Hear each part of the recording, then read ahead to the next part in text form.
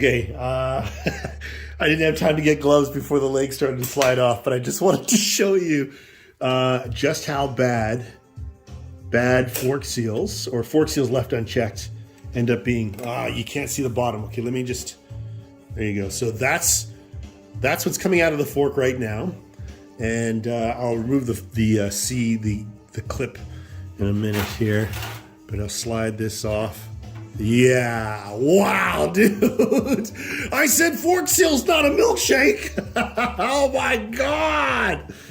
Oh, I'm trying to be careful not to get this on my hands. So I'm not wearing gloves, but yeah, that's just, oh boy. Okay, now that that's hanging, I see you get some gloves here. Good job, baby. All right, so what you're seeing is fork seals that were protected by something called gaiters. Usually, fork seals, whoa, gotta get in there fast.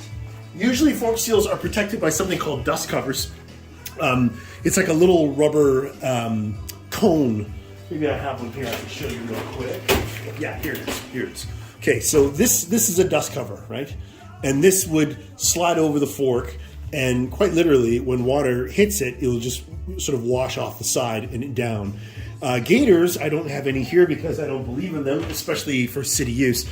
Gaiters, if you could think of an accordion that would accordion over, like a vacuum cleaner hose. Yeah, that's it.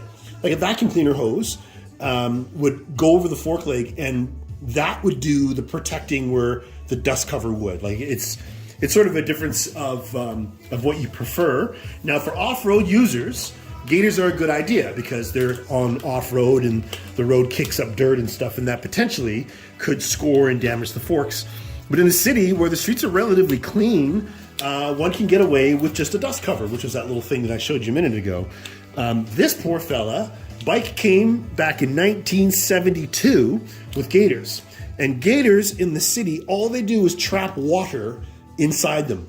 So the forks, nice gloves, I'm pretty fancy. I feel like the blue guy.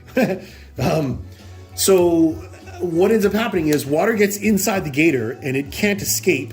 And as the fork moves up and down, that water literally just gets pumped into the bottom of the fork. And that's why you're left with this milkshake shit that, well, fills the fork leg.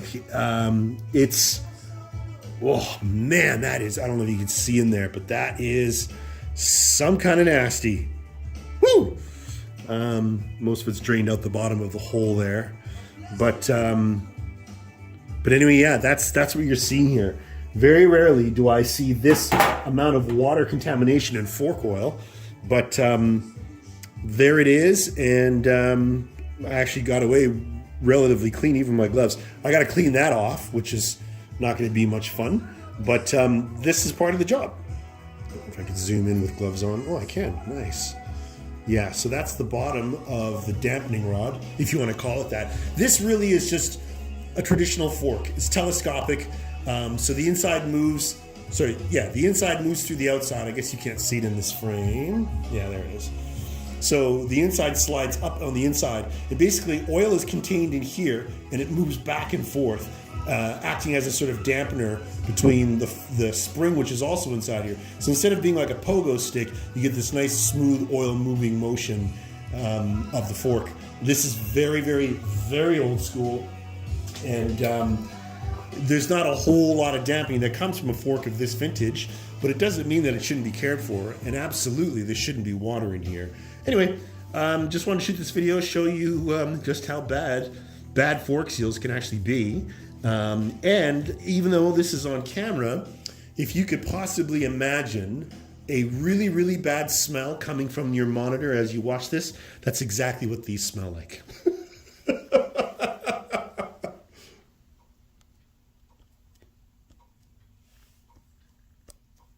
Trying to hit the stop, but it won't stop recording. Okay, I gotta take my gloves off.